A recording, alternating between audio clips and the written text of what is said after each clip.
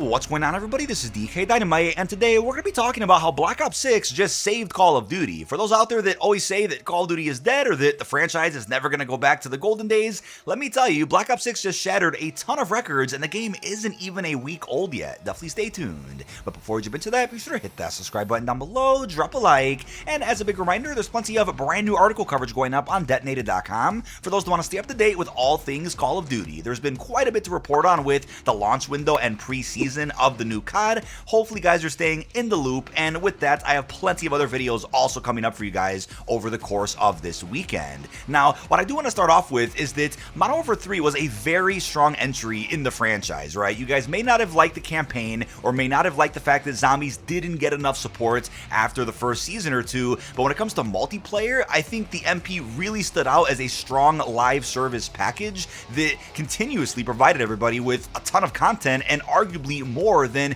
some of the previous Call of Duties before it, at least in terms of multiplayer. But since the very beginning of Modern Warfare 3's launch, the title itself was in a very weird position because for about a year before the game even came out, there was tons of rumors about a Year 2 DLC for MW2 and just a big expansion pack. So when it ended up becoming its own Call of Duty, a lot of people just continuously called MW3 a giant map pack, even though it wasn't, and even if it was at one point planned to be just a big DLC to MW2, it still turned out to be a pretty solid and well-supported project from Sledgehammer Games. Now, Sledgehammer made just about all the right calls with how to update the experience over the course of 6 seasons, but I would say as far as content creation went, interest was very odd, at least in comparison to MW2, but I think it's been a whole new breath of fresh air when it comes to covering Black Ops 6. Now, numbers don't mean everything, and it's not all about content creators' performance, but I think the performance across several different channels, and even just performance on just about any platform, is sometimes telling as to kind of where the community is at as far as interest goes. Now, don't forget, you can use code DYNAMITE to save 10% off any order over at Control Freak, including for the brand new Black Ops 6 edition thumbsticks, which does actually come with an in-game charm. The code will be featured in the package, and you'll also get a collector's coin for every purchase made through the Control Freak website. But I also recently partnered with SteelSeries, who just came out with the Mr. Peaks Booster Pack, featuring some new headset add-ons, a Monkey Bomb mousepad, and even more. You can also use code DYNAMITE to save upwards of 12% off any order over on the website. Now, just yesterday, Activision confirmed that Black Ops 6 was the biggest Call of Duty launch weekend of all time. Black Ops 6 has set a new record for the highest amount of PC players ever in a COD launch weekend. The general manager also followed up for Call of Duty and said that they are just getting started since Nuketown does release tomorrow, Friday, November the 1st, and then obviously we have November 14th being the slotted release date of Season 1, which is only about 2 weeks away. That's crazy to think about, and the thing is, when it comes to more PC players than ever jumping into Black Ops 6,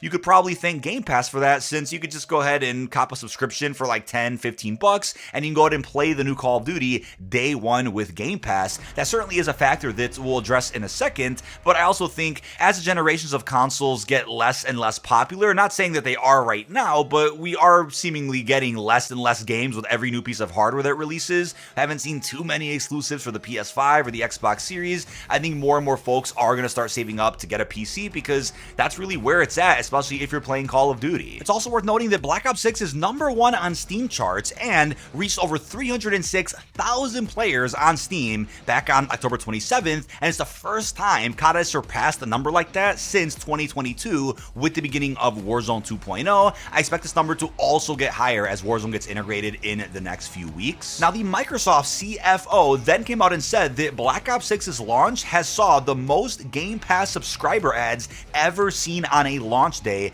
in Xbox history. So for those out there, including myself, they were kind of skeptical as to how Game Pass was going to affect Call of Duty sales, and here's why I had that perspective for a bit. I'm like, okay, wait, if Call of Duty sells less this year because of Game Pass, at least when you compare Black Ops 6 to other Call of Duty entries like Modern Warfare 19, MW2, then what does that mean for the future? Will we see more budget cuts, more layoffs, studios getting shut down? What will it mean overall? Will it even help Xbox. Luckily it has, and this is what I hoped for. I hoped that we would end up getting a good balance of solid sales to keep the company as strong as ever so that nobody gets fired, and also making sure that Xbox is happy with this so that they don't also go ahead and make some changes to how the Call of Duty model works, considering that they're now in charge as they acquired Activision. But the Microsoft CFO then followed up by cautioning that revenue in Xbox may be lower year over year because Call of Duty is now on Game Pass, which means the revenue there is recognized month over month versus at a single moment. They've never really seen something like that before, and I think Call of Duty being on Game Pass really does change the ecosystem of how Xbox truly works, and maybe this is a good thing. Now, arguments could probably be made that maybe sales on, let's say, PlayStation or even Battle.net and Steam could be lower because you have Xbox Game Pass, and people would rather just either get an Xbox console and sub to Game Pass that way, or maybe even just get a PC and then subscribe to Game Pass that way. But it doesn't seem like that's really the case at all. People are buying Black Ops 6 and playing it more than ever. So the Microsoft CEO then went ahead and said that Black Ops 6 is actually the biggest Call of Duty release ever recorded. It has set records for the number of players on launch day and the amount of new Game Pass subscribers in a single day alone. But they followed up with a very important statistic, which is that sales on PlayStation and Steam were up 60% compared to Modern Warfare 3. Now, obviously, we don't have all the stats in front of us. I don't work in the industry to provide you with this data, but if you look at some of the press reports from last year, MW3 sales were about 38% lower than Modern Warfare 2. I know there's very specific stats in there that could be just accounting for UK or physical game copies, but let's just go off of that rough math alone. If MW3 sales were 38% lower than Modern Warfare 2 and Black Ops 6 is 60% higher than Modern Warfare 3, then that already cancels out the losses that Modern Warfare 3 had last year. And I know this data about 60% only applies to PlayStation and Steam,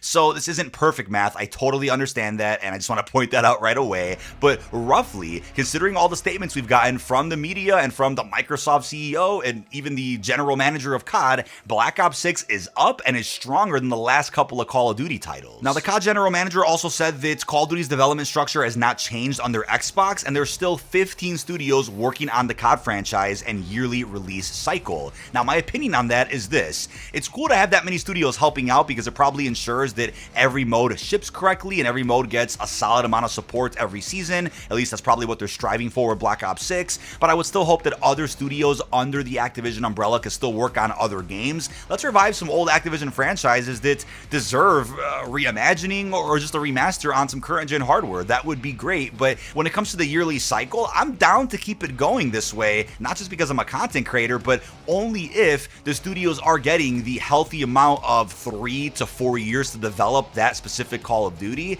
Hopefully we don't see, at least not anytime soon, a situation where a dev studio only has like 15 to 20 months to pump out a game that actually needed a good 3+ years, right? If we're on a 3 to 4 year development cycle now for Call of Duty, let's give studios the time that they need. Let's try to eliminate some crunch. Let's try to actually hire some more people to ensure that each studio gets a fair amount of development into a new game so that the first few seasons of a release aren't just playing catch up on features that should have been in the game at launch. But as far as Black Ops 6 goes, I would say when it comes to campaign, the single player has been really well received, which was badly needed, because if we got another controversial campaign this year similar to MW3, I think we would actually start seeing the end of single player experiences as we know it, and campaign is kind of just the foundation of Call of Duty. You guys could disagree and say that it's multiplayer or another mode, but campaign's important. I really do think so when it comes to just being immersed in your narrative and all your environments and being able to use all the weapons and get familiar with the characters.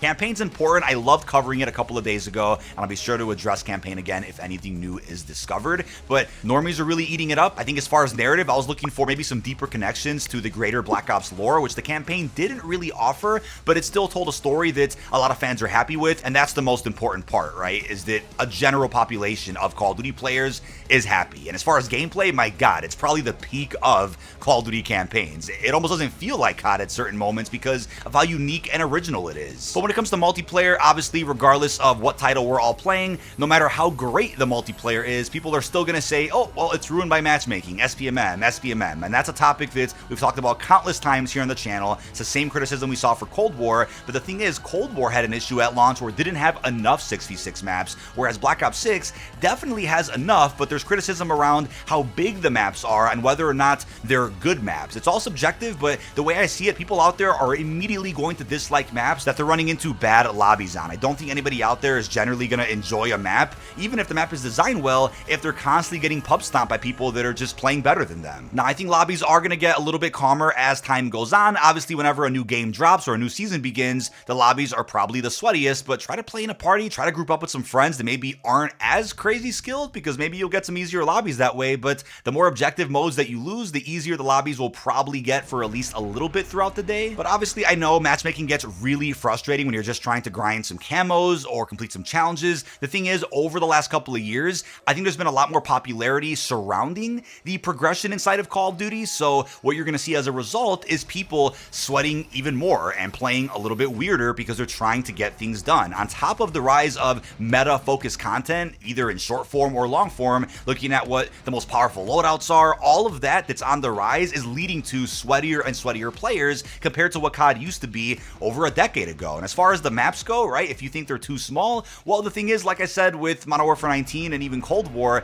the fact that more and more people are looking to progress in certain challenges and get their camos unlocked, that means they're asking for smaller maps and smaller map rotations, right? So I think as a result of everybody asking for Nuketown 24/7, Shoot the Ship, Shipment 24/7, smaller maps, because people want to get things done in faster paced matches, that led to more of a focus on small to medium sized maps here. Now, regardless of what the echo chambers say on Reddit and Twitter, multiplayer is still very popular. I disagree with the fact that universal camos can't be applied until you unlock military camos. I don't like the fact that you can't really track challenges in game yet. I'm sure that's probably coming post-launch, but we still haven't seen how the post-launch seasons are going to work with events and rewards to see if it's going to top what MW3 offered last year. Either way, though, I'm confident that with the extra dev time Treyarch had to work on this game, and thanks to Raven working on campaign, we are going to see a very strong post-launch season that is being considered and labeled an unrivaled experience, as you could see in some of the marketing. The last thing I'll say about zombies, which I know I'm going to follow up on this in an upcoming video where I talk more about just zombies,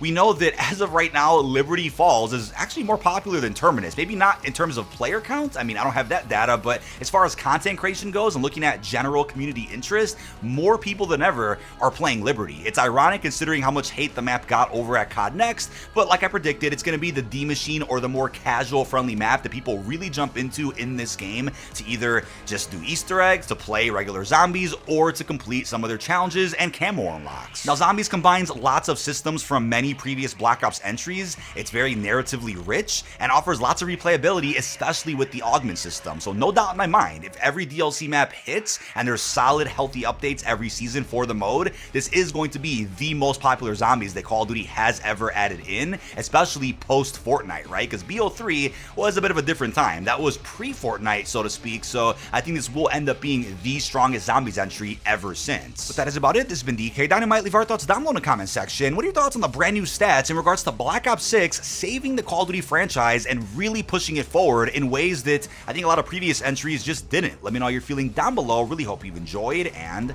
peace out, everybody.